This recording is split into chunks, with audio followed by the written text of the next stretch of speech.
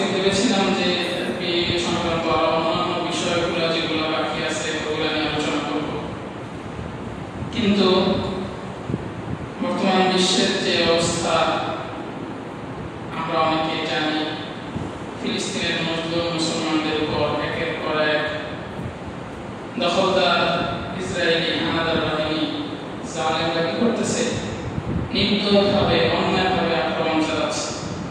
ফিলিস্তিনের পাশাপাশি থেকে ইরানের সাথে কি যুদ্ধ বেঁধে গেছে। তো এই জন্য জিহাদ সংক্রান্ত, জিহাদের গুরুত্ব, ফজিলত, কখন জিহাদ ফরজ হয়, কিভাবে হয়, এই জাতীয় বিভিন্ন বিষয় নিয়ে আজকে আলোচনা করার চেষ্টা করব। আল্লাহ তাআলা এমন কিছু কথা আমার মধ্যে বের করুক যে কথাগুলো শুনলে আপনাদের উপকার হবে এবং আমার নিজের উপকার হবে। সকলে বলি আমিন। সম্মানিত হাজিরিন, জিহাদ শব্দের শাব্দিক অর্থ হচ্ছে মুজাহাদা করা, চেষ্টা করা। পরিভাষায় আল্লাহ তাআলার জমিনে আল্লাহ তাআলার দ্বীন কায়েম করার জন্য কুফফার শক্তির বিরুদ্ধে, কুফফার মতবাদের বিরুদ্ধে যে লড়াই সংগ্রাম করা হয় এটাকেই বলেন জিহাদ। আজকাল তো জিহাদের কথা কারোর মধ্যে বেরই হয় না, বের হবেই বা কেমনি? যখন কোনো ওয়াজের ময়দানে জিহাদের কথা বলে বা কোনো মসজিদের খতিব মসজিদের মিম্বরে বসে জিহাদের কথা বলে, তখন ওই ওয়াজ বা মসজিদের খতিবকে কি করা হয়? জঙ্গি আখ্যা দেওয়া হয় এবং তার বিরুদ্ধে সন্ত্রাসী মামলা দিয়ে তাকে জেলের মধ্যে ধরে দেওয়া হয়। যার কারণে জিহাদ যে ইসলামের গুরুত্বপূর্ণ একটা আমল, আল্লাহ রাসূল সাল্লাল্লাহু আলাইহি ওয়াসাল্লাম যে আমলের গুরুত্ব এবং ফজিলত হাদিসের মধ্যে অনেক জায়গায় বয়ান করেছেন এবং আল্লাহ রাসূল সাল্লাল্লাহু আলাইহি ওয়াসাল্লাম নিজেও অনেক জিহাদের মধ্যে কি হয়েছেন? শরীক হয়েছেন। এরকম গুরুত্বপূর্ণ একটা আমল এখন আর আমরা মানুষের সামনে বলতে পারি না। কেন? ক্ষমতাসীনদের আমাদের বিরুদ্ধে এই সমস্ত জুলুমের কারণে। সম্মানিত হাজিরিন, এই জিহাদের অনেক গুরুত্ব রয়েছে এবং ফজিলত রয়েছে। জিহাদের গুরুত্ব সম্পর্কে আল্লাহ তাআলা বলেন, আল্লাহ রাসূল সাল্লাল্লাহু আলাইহি ওয়াসাল্লাম বলেন, আল জিহাদু মাদিন ইলা ইয়াউমিল কিয়ামah। কিয়ামত পর্যন্ত জিহাদ চলমান থাকবে। বলেন আল্লাহ রাসূল কি বলেছেন? কিয়ামত পর্যন্ত জিহাদ চলমান থাকবে। এটা এমন একটা আমল পৃথিবীর শুরুলগ্ন থেকে এই পর্যন্ত নিয়ে কখনো বন্ধ হয় নাই, কিয়ামতের আগ পর্যন্ত কখনো বন্ধ হবে না। এই জিহাদের প্রাথমিক বিধান হচ্ছে জিহাদ হচ্ছে ফরজে কিফায়া। জিহাদ কি? ফরজে কিফায়া, মানে কিছু লোক মিলে যদি এই জিহাদের আমল কি করে? বাস্তবায়ন করে, তাহলে বাকি সকলের পক্ষ থেকে কি হয়ে যায়? আদায় হয়ে যায়। জানাজার নামাজের মতো। কিসের মতো? জানাজার নামাজের মতো। জানাজার নামাজ যেমন কয়েকজন লোক মিলে আদায় করলে সকল উম্মত মুসলিমার উপর থেকে কি হয়ে যায়? দায়িত্ব আদায় হয়ে যায়। তেমনি ভাবে জিহাদের যে আমল, এটা যদি কিছু লোক মিলে কি করে? আদায় করে, তাহলে সবার উপর থেকে এটা কি হয়ে যায়? আদায় হয়ে যায়। কিন্তু এটা সবসময় না। জিহাদ ফরজে কিফায়া, কিছু লোক মিলে আদায় করলে হয়ে যায়, কিন্তু কখনো কখনো জিহাদ কি হয়ে যায়? ফরজে আইন হয়ে যায়।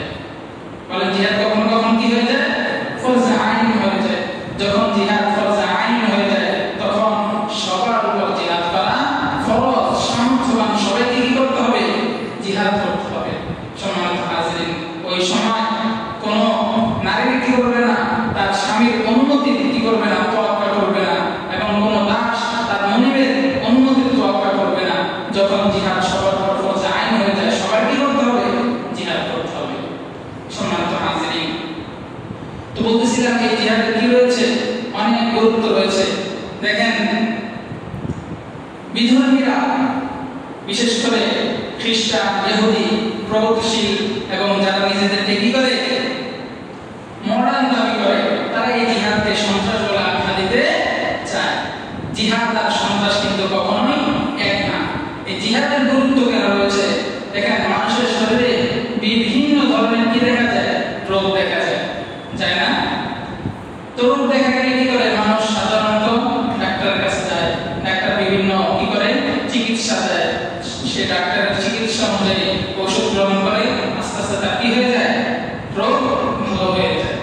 কিন্তু মানুষের শরীরে কখনো কখনো এমন রোগ দেখা দেয় যে ওই রোগের ওষুধের মাধ্যমে আর কোনো চিকিৎসা হয় না, বরং কি করতে হয়, ওই রোগ যেই অঙ্গের মধ্যে থাকে কখনো কখনো ওই অঙ্গটাকেই কেটে ফেলে দিতে হয়। এমন কি হয় না? কথার কথা, আমরা হাত অথবা পায়ের কোন একটা আঙ্গুলের মধ্যে পচা ধরেছে, এখন ডাক্তার বলেছে যে এই যদি যে আঙ্গুলের মধ্যে পচা ধরেছে এটা যদি কেটে ফেলা না হয় তাহলে এই অঙ্গ থেকে আস্তে আস্তে সারা অঙ্গের মধ্যে কি করে যাবে, এটা ছড়িয়ে যাবে, পরে পুরো হাতটা অথবা পুরো পাটাই কি করতে হবে, কেটে ফেলতে হবে। এখন এই যে তার যে আঙ্গুলটা পচা ধরেছিল তার এই রোগটা যাতে অন্যান্য অঙ্গের মধ্যে ছড়িয়ে না যায়, এখন সে কি করলো, এটাকে কেটে ফেলে দিল। তাহলে এটাতে কোনো অসুবিধা আছে?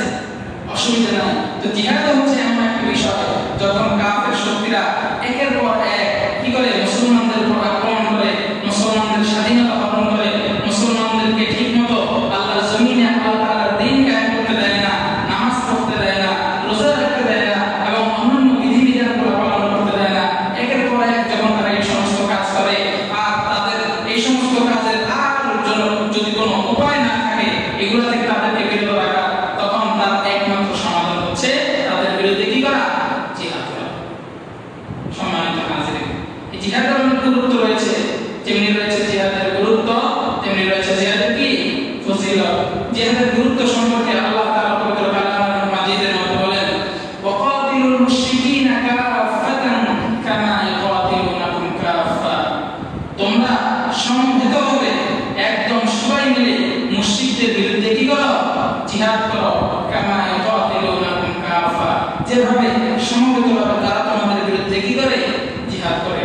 তবে ওয়ালামু, তোমরা জেনে রাখো, আন্নাল্লাহা মাআল মুত্তাকিন, আল্লাহ তাআলা কাদের সাথে রয়েছেন, মুত্তাকিনদের সাথে রয়েছেন।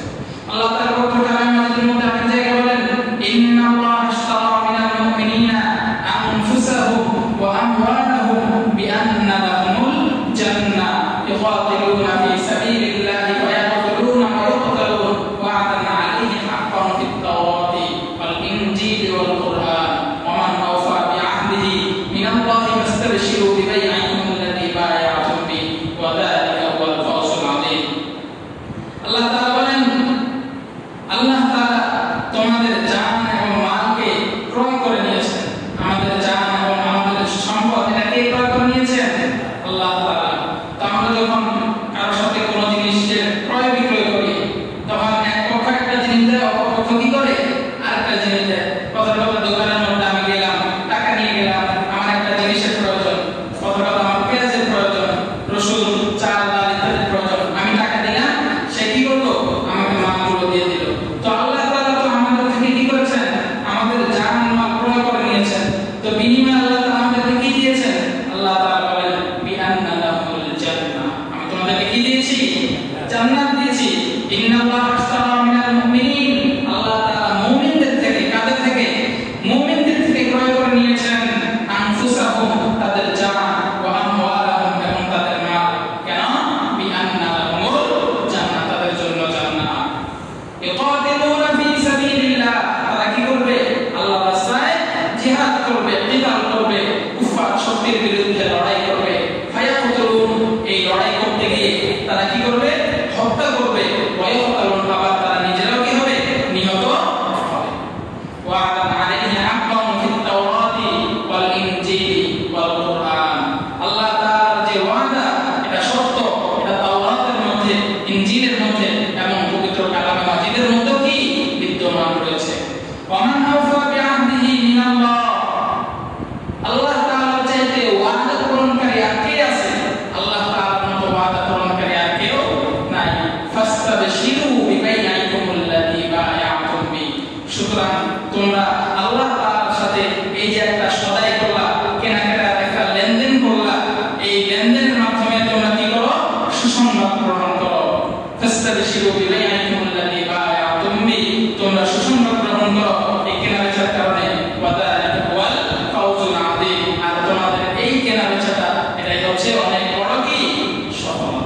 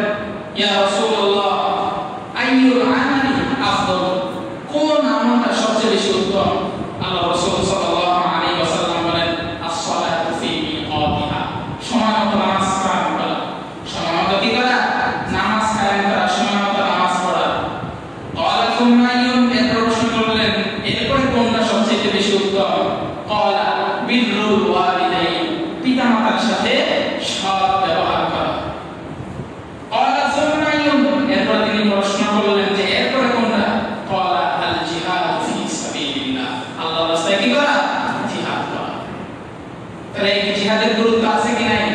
এরপরে আল্লাহ রাসূল সাল্লাল্লাহু আলাইহি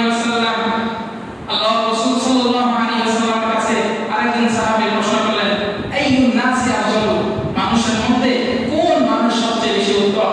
আল্লাহ রাসূল বলেন, মুমিনুন, ওই মুমিন ইউজাহিদু ফি সাবিলিল্লাহি বিনাফসিহি ওয়া মালিহি, যে আল্লাহ তাআলার রাস্তায় নিজের জান ও মাল দিয়ে জিহাদ করে সে ব্যক্তি কি সবচেয়ে উত্তম। তাহলে এই সমস্ত কোরআনের আয়াত এবং হাদিস দ্বারা জিহাদের যে কি গুরুত্ব এবং জিহাদের কি ফজিলত এটা আমরা বুঝি। সম্মানিত হাজিরিন, জিহাদের ফজিলত সম্পর্কে অনেক আয়াত ও হাদিস কোরআনে কারিমে এবং হাদিসের যে কিতাবের ভান্ডারগুলো আছে ওগুলোর মধ্যে বিদ্যমান রয়েছে। এর মধ্যে কয়েকটা আপনাদেরকে শোনাই। আল্লাহ রাসূল সাল্লাল্লাহু আলাইহি ওয়াসাল্লাম হাদিসের মধ্যে ইরশাদ করেন, লা গাদওয়াতুন ফি সাবিলিল্লাহ আও রাহাতুন খায়রুম মিনাদ দুনিয়া ওয়া মা ফিহা। আল্লাহর রাস্তার মধ্যে এক সকাল এক বিকাল সময় অতিবাহিত করা দুনিয়া ও দুনিয়ার মধ্যে যা কিছু রয়েছে সবচেয়ে বেশি উত্তম। সুবহানাল্লাহ। আল্লাহর রাস্তার এক সকাল এক বিকাল কি করা, সময় আদায় করা, সময় কাটানো দুনিয়া এবং দুনিয়ার মধ্যে যা কিছু আছে সবচেয়ে বেশি উত্তম।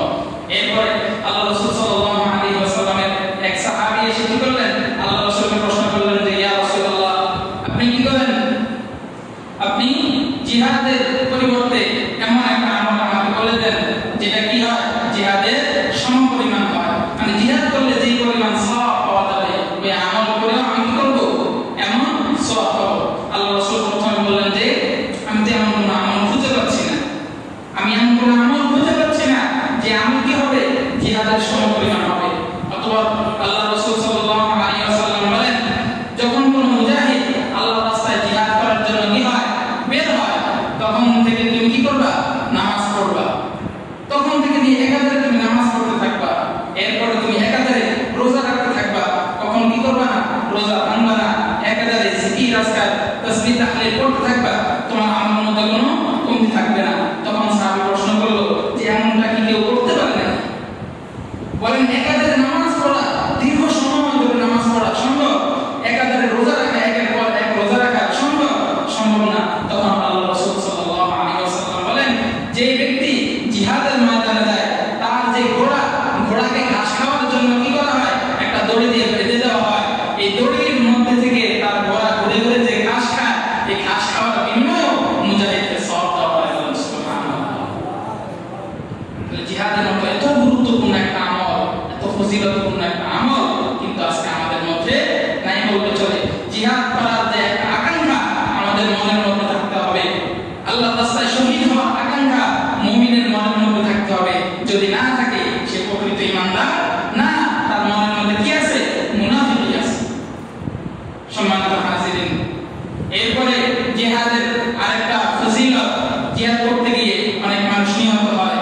ইসলামকে রক্ষা করতে গিয়ে ইআলায়ে কালিমাতুল্লাহ, আল্লাহ তাআলার দ্বীনকে উঁচু করতে গিয়ে যারা জিহাদ করে তাদের মধ্যে অনেকে কি হয়, নিহত হয়। এদেরকে আমরা কি বলি, শহীদ। কি বলি, শহীদ।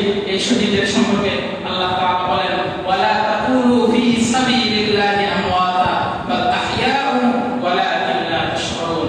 আল্লাহর রাস্তায় যারা কি করেছে, জিহাদ করতে গিয়ে নিহত হয়েছে, শহীদ হয়েছে, তোমরা তাদেরকে আমওয়াতা, মৃত বলো না, বাল আহইয়া, বরং তারা কি জীবিত, ওয়ালাকিন লা তাশউরুন, তোমরা তা জানো না।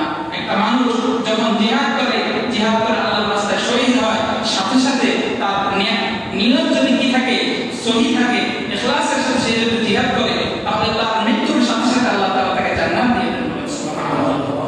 তাহলে জিহাদের গুরুত্ব আছে কিনা, ফজিলত আছে কিনা? আছে। তবে জিহাদের কিছু কি আছে, নিয়ম কানুন আছে। আমি আপনি চাইলে এখন কি করতে পারবো না, কথা কথা এই যে আমাদের পাশে তো কি হিন্দু বাড়ি না, এরা মুশরিক না? কথা বলেন, এরা কি মুশরিক না? মুশরিক কাদেরকে বলে? যারা আল্লাহ তাআলার কাছে, আল্লাহ তাআলার সাথে কাউকে কি করে, শরীক করে। তো হিন্দু ভাইরা যারা আছে তারা তো কি করে, আল্লাহ তাআলার সাথে শরীক করে, বিভিন্ন মূর্তি বানিয়ে তাদেরকে কি করে, আল্লাহ তাআলা, আমরা আল্লাহ বলি, তারা মানে কি ভগবান, ভগবানের সম্পর্ক তারা মনে করে না? এরাও তো মুশরিক। এখন আমি আপনি চাইলে কি করতে পারবো, তাদের উপর আক্রমণ করতে পারবো না? তাদের উপর আক্রমণ করা যাবে না। জিহাদের অনেক কি আছে, নীতিমালা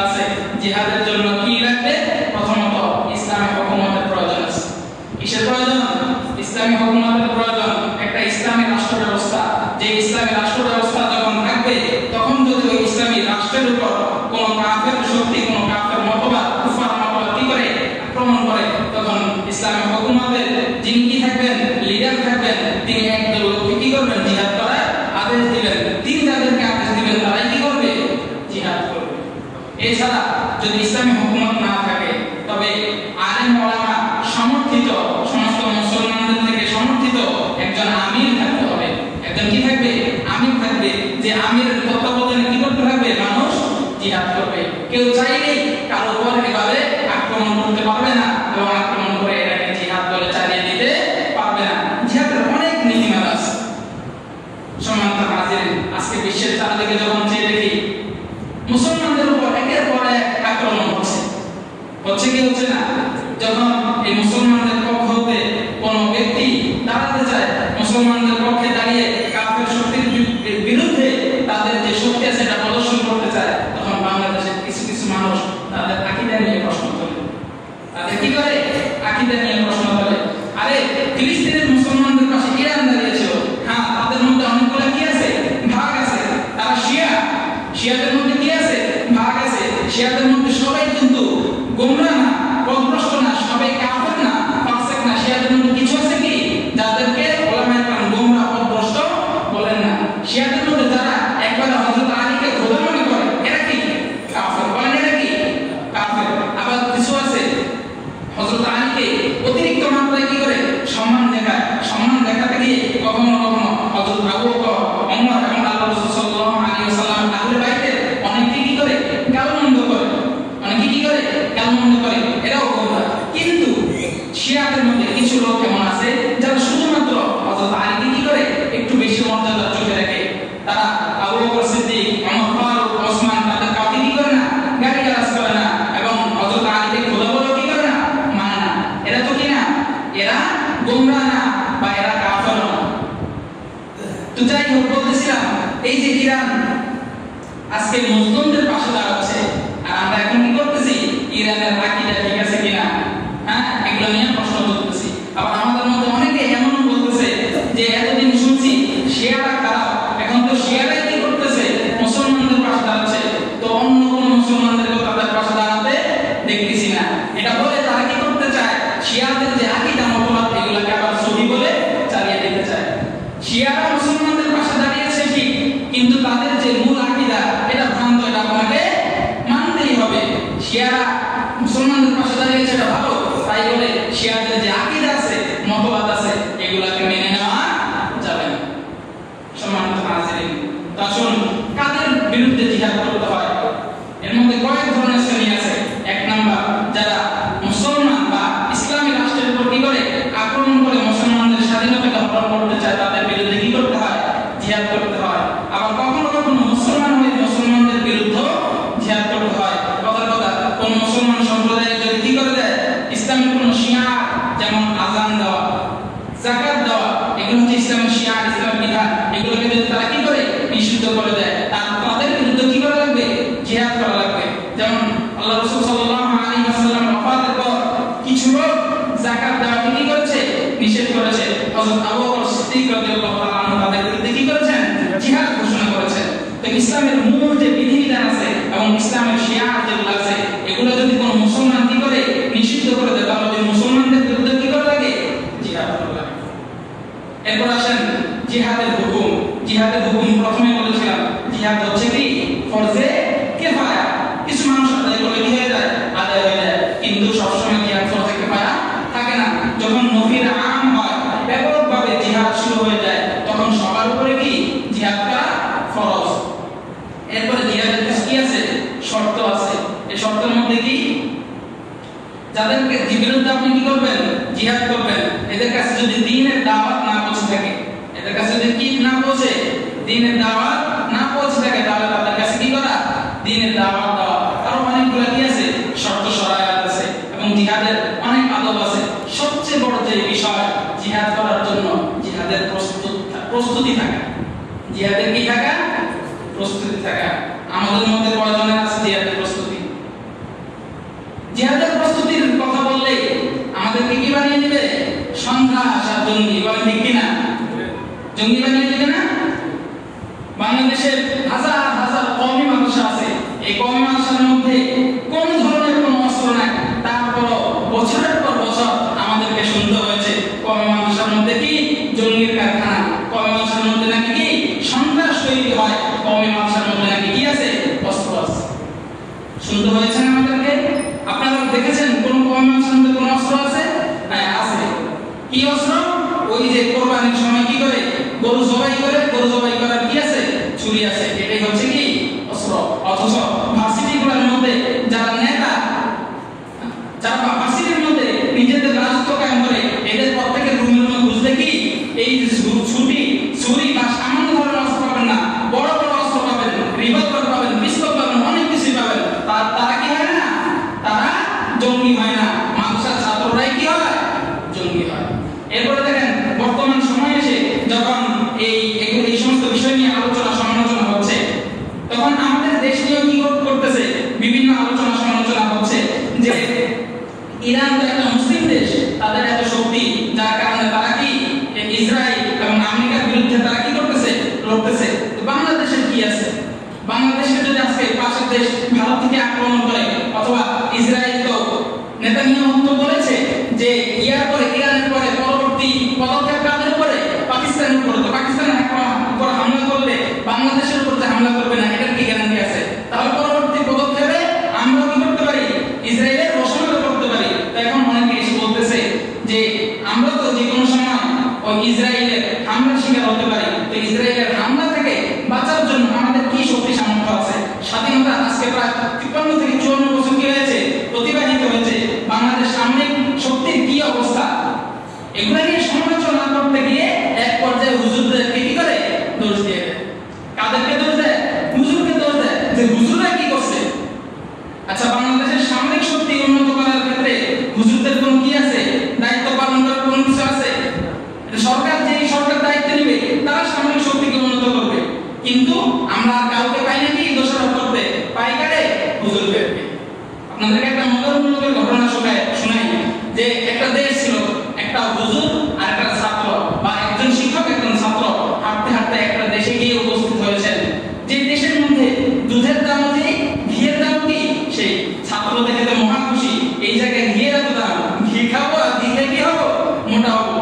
ওস্তাদ ছাত্ররা বলছে, দেখ, যে দেশে দুধের দাম আর ঘিয়ের দাম সবকিছুর দাম সমান, এটা কোনো ভালো দেশ না। এই দেশের মধ্যে সমস্যা আছে। তুই এই দেশে থাকিস না, আমি চলে গেলাম। কিন্তু সে কি করে নাই? শিক্ষকের কথা মানে নাই, সে ওই জায়গা থেকে চলে গিয়েছে। কিছুদিন পরে কি হয়েছে? একটা চোর চুরি করতে গিয়ে দেয়ালের নিচে পড়ে চোরটা কি করেছে? মারা গেছে। তো চোরটা মারা গেছে, এখন আদালত কায়েম হয়েছে যে চোর চুরি করতে গিয়ে মারা গেছে। এখন কি হবে? এটা বিচার হবে। কার বিল্ডিং এর নিচে বা কার দেয়ালের নিচে পড়ে মারা গেছে, ওই দেয়ালওয়ালাকে খুঁজে নিয়ে আসো। দেয়ালওয়ালাকে খুঁজে নিয়ে আসছে। এখন দেয়ালওয়ালা বলতেছে যে মহামান্য আদালত, আমি তো দেয়াল করেছি, দেয়াল তো আমি করি নাই, আমার জায়গার উপর দেয়াল করা হয়েছে। দেয়াল তো করছে কে? মিস্ত্রি করছে। দেয়াল যদি কোনো কারণে নরম হয়ে থাকে বা এটা যদি মজবুত হয়ে না থাকে, এটা কার দোষ? মিস্ত্রির দোষ। তুমি মিস্ত্রিকে ধরেন। তো ঠিক আছে, আদালতের পক্ষ থেকে হয়েছে, মিস্ত্রিকে ধরে আনা হলো। মিস্ত্রিকে ধরে আনার পর সে বলল যে মহামান্য আদালত, আমার তো কোনো দোষ নাই। আমি যখন মশলা মিলাচ্ছিলাম তখন দেখলাম পাশ দিয়ে একটা হাতি কি করতেছে? উদার পাতা শুরু করছে, যার কারণে ভয়ে আমার হাতে কি হয়েছে? এই পানি বেশি পড়েছে, যার কারণে মশলাটা নরম হয়েছে। এই কারণে দেয়ালটা কি হয় নাই? মজবুত হয় নাই। তো ঠিক আছে, তাহলে কারে আনবো? হাতিওয়ালারে। হাতিওয়ালারে আনছে।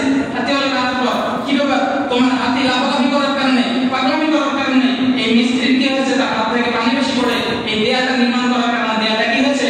নরম হয়েছে। এখন তোমার শাস্তি হবে।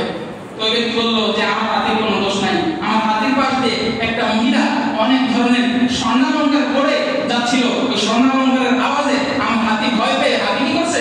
লাফালাফি করছে। এখন কাকে খুঁজছে? মহিলাকে খুঁজতেছে। মহিলা বলতেছে, মহিলাকে আনার পর তাকে বলা হলো যে এখন তোমার শাস্তি হবে। বিস্তারিত সবকিছু বলার পর বললো এখন তোমার শাস্তি হবে। সে বললো আমার তো কোনো দোষ নাই, স্বর্ণালঙ্কার যে বানাইছে সে বানানোর কারণে তো আমি পড়ছি। আপনি কাকে ধরেন? স্বর্ণালঙ্কারকে ধরেন। তো শেষমেশ কাজ করছে, স্বর্ণালঙ্কার যে প্রস্তুত করছে ওই ব্যক্তির ধরে আনছে। আনার পরে বলে যে এই কারণে এখন তোমার কি হবে? শাস্তি হবে। এখন এই ব্যক্তির আর কোথাও যাওয়ার জায়গা নেই, যে সে কারোর দোষটা পেয়ে দিলে এখন আর কাউকে কি করতে পারে না, খুঁজে পায় না। এখন তার কি হবে? ফাঁসি হবে। এখন ফাঁসি দেওয়ার জন্য তাকে ফাঁসির কাজটা দাঁড় করিয়েছে। কিন্তু স্বর্ণালঙ্কার প্রস্তুতকারী ব্যক্তি এত চিকন যে ফাঁসের যে দড়ি এটা তার গলায় লাগে না। ফাঁসের দড়ি কি করে না? তার গলায় লাগে না। এই ব্যক্তি এত পরিমাণ কি শিকল। এরপর কি হলো, এখন তো মহা মুশকিল, বিচার তো করতেই হবে, যে অপরাধী তার তো বিচার করা যাচ্ছে না, এত পরিমাণ শিকল। কয় দেখ এই জায়গার মধ্যে সবচেয়ে বেশি মোটা কোনটা আছে তাহলে তো পরে ওই আদালতের মধ্যে খুঁজে পাওয়া গেল ওই যে ছাত্র ওস্তাদের কথা অমান্য করে এটা জায়গা ইচ্ছা মতো ঘি খাইছে, সস্তা জিনিস খাই ইচ্ছা মতো খেয়েছে, মোটা হয়েছে, ওটাই সবচেয়ে বেশি কি মোটা। ওটা ধরে আনে কি করছে, ফাঁসির কাজটার মধ্যে মানে প্রস্তুত করছে। এমন অবস্থায় ওই যে শিক্ষক তারা ছেড়ে চলে গেছিল, শিক্ষক ফিরে আসছে, ফিরে আসার পর তো দেখায় আমার ছাত্রের অবস্থা তো খারাপ, যে কোনো সময় তারা কি করবে, ফাঁসির কাজটা ঝুলে দিও, তাকে বাঁচানো দরকার। তখন সে কি করছে, দৌড়ে ফাঁসির কাজটা গিয়েছে। যাওয়ার পর ফাঁসির দৌড়ে নিয়ে বলতেছে আমার ছাত্রের ইয়া করে কি করেন না, ফাঁসি দিন না, বরং আমি কি করেন, ফাঁসি দেন। ছাত্র বলতে স্যার আমার শিক্ষক কিভাবে তার ফাঁসি হবে, কিভাবে সম্ভব? সে শিক্ষকের কাছ থেকে কি করতেছে, তা নিতেছে না, ওনাকে কি করা যাবে না, ফাঁসি দেওয়া যাবে না। এদের অবস্থা থেকে যে ওই জায়গার রাজা সেগুলো কি ব্যাপার, তোমরা দুজন এমন ফাঁসির দড়ি নিয়ে কারাগারি করতেছো কে, মরণের জন্য মারা যাওয়ার জন্য কেউ কি আবার ফাঁসির দড়ি নিয়ে এরকম কারাগারি করে নাকি? তখন ওস্তাদ তো বুদ্ধিমান, ওস্তাদ বলল গতকালকে রাত্রে আমি স্বপ্নের মধ্যে দেখলাম যে যে ব্যক্তি আজকে ফাঁসির দড়িতে মারা যাবে সে সরাসরি কোথায় যাবে, জান্নাতে যাবে। রাজা বলে সবাইকে ছাড়, আমার গলার মধ্যে কি না ফাঁসির দড়ি ঝুলিয়ে দে। অবশেষে কি করা হলো, রাজার গলার মধ্যে ফাঁসির দড়ি ঝুলিয়ে দেওয়া হলো।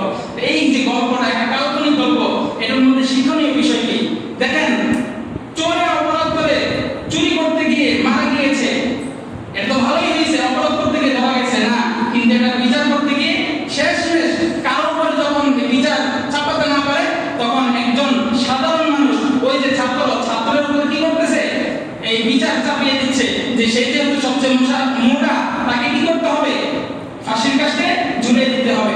বাংলাদেশের মানুষের অবস্থা এই, কোনো কিছু যখন দোষারোপ করার কাউকে খুঁজে না পায়, সরকার পক্ষে দোষারোপ করতে পারবে না, কারণ দোষারোপ করতে গেলে কি সরকার পক্ষ সাইজ করবে, জেলের মধ্যে করবে, অথবা নিজেদের গুন্ডা পান্ডা দিয়ে তাদের কি করবে, সাইজ করবে, অন্য কারোর উপরে দোষ চাপাতে পারে না। তখন দোষ চাপায় কাদের উপর, হুজুরের উপর। হুজুররা কি করছে দেশের মধ্যে হুজুররা কি করছে, আর হুজুররা কি করবে? হুজুরদেরকে তো আপনি হাঁটতেই দেন না, হুজুররা হাঁটতে দোষ, না হাঁটতে দোষ, হুজুররা দৌড় দিলে দোষ, বসে থাকলে দোষ, বেশি খাইলে দোষ, কম খাইলে দোষ, হুজুরদের তো দোষের অভাব নাই।